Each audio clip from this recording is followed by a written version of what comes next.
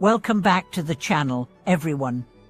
It's always such a joy and honor to have you here, especially when we dive into the deeper and often more vulnerable parts of the spiritual journey.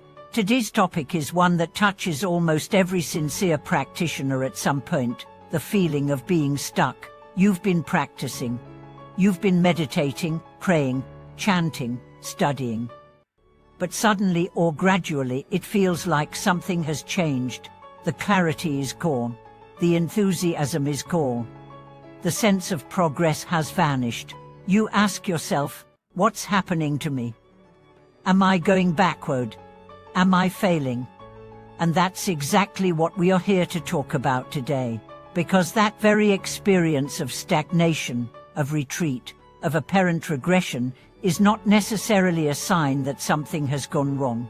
In fact, it might just be a sign that something deeper is finally going right. Could it be that spiritual stagnation, when held with awareness, is actually a sign of transformation? Could it be that what we call to step back is really the beginning of a profound leap forward?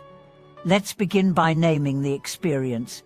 You sit to meditate and it feels dry. You chant and feel disconnected. You read scripture and feel no inspiration. Or worse, old patterns and habits start to resurface. You thought you were beyond anger, but here it is again. You thought you had let go of jealousy, but there it is staring you in the face. This can feel confusing, even demoralizing. After all, isn't practice supposed to make us feel better, more peaceful, more enlightened? Well, yes and no. Yes, over time, spiritual practice brings profound inner peace. But no, that peace is not always immediate or linear. The path is not a steady climb upward. It's a spiral, a winding mountain road. There are plateaus, there are valleys, there are times when the fog is so thick, you don't even know if you're moving. But just because you can't see progress doesn't mean it's not happening. Let's consider the analogy of healing. When you begin to heal wound, the first stage often looks worse before it gets better. The area becomes red, inflamed, painful. The toxins come to the surface, and only through this process can true regeneration begin. Spiritual healing is the same. When you enter deep practice, you're stirring the unconscious. You're shining a light into the basement of your being. And what comes up is not always pretty. So what if your stuckness is actually a purification? What if the feelings of dryness and disconnection are your system recalibrating to a deeper frequency? What if the return of old patterns is not regression, but revelation, a chance to see what's been hidden, to integrate what was previously avoided? Here's another perspective. When we first begin practice, there's often a honeymoon phase. The novelty, the newness, the joy of discovery, it all feels radiant. You may experience peace, insight, even bliss. But this initial phase is not the end game, it's the invitation. It draws us in, and then real work begins. The real work starts when the glow fades, when the practice stops giving you immediate rewards, when you show up anyway, not because it feels good, but because it's true. This is where discipline is born. This is where faith is tested. This is where practice becomes real. And it's also where ego starts to die. Because the ego loves progress. It loves feeling spiritual. It loves validation. And when practice stops delivering those hits of pride, the ego panics. It whispers, "You're wasting your time." It says, "You're not doing it right." But what if silence is not absence? What if the emptiness you feel is actually space answers opening up? One of the greatest teachings in these moments is patience, true patience. Not waiting for things to get better, but being fully present with what is. With the dullness, with the numbness, with the discomfort. And seeing, can I stay open? Can I rest here without rushing to fix or escape? And then there's humility. Oh, what a powerful teacher this is. When we hit a wall, we are reminded we are not in control. We are not the authors of awakening.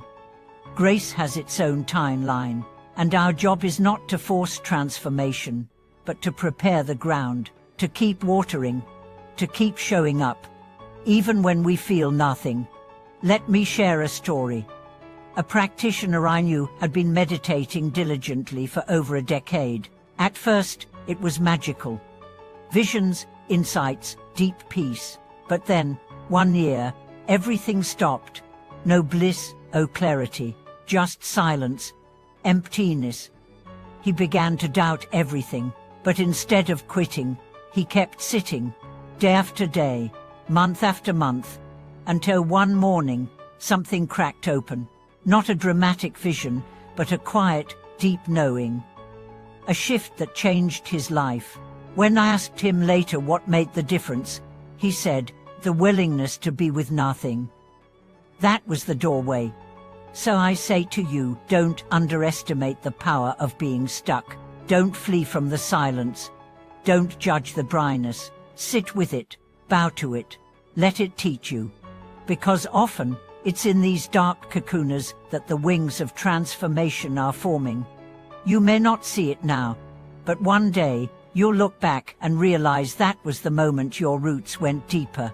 That was the moment your faith became unshakable. That was the moment your practice turned from seeking into surrender. Let's also speak to another truth. Sometimes what feels like stuckness is actually life inviting you to integrate. You've gathered wisdom. You've collected tools. Now it's time to live them. Not on the cushion, but in traffic, in conversation, in the messy middle of daily life. Integration is not glamorous, but it's essential. And often, it looks like silence. So what can you do when you feel stuck? Start by stopping. Don't push. Don't chase a new technique. Return to simplicity, to breath, to presence, to silence. Let go of outcomes. Let go of needing to feel a certain way. Let your practice become an offering, not a strategy. Second, revisit your intention. Why are you practicing? If it's for peace, that's beautiful. But let that peace include discomfort. If it's for awakening, let that awakening include disillusionment. Pray for your why, and your how will align. Third, talk to others. Share your experience. You'll be surprised how many fellow travelers are in the same space. There is comfort in knowing we are not alone. And sometimes, just naming the stuckness is enough to begin moving again. Fourth, stay with it. Keep walking. Not because you feel something, but because you trust something. Practice is not about fireworks, it's about fire. The steady kind, the enduring kind, the kind that slowly transforms. Thank you so much for watching this video. If you've been feeling stuck in your practice and found any insight, comfort, or clarity in this talk, I invite you to share in the comments. Your voice may help another seeker feel less alone. Please like this video, subscribe to our channel, and share it with anyone who needs a reminder that even the still places on the path are sacred. I'll see you in the next video.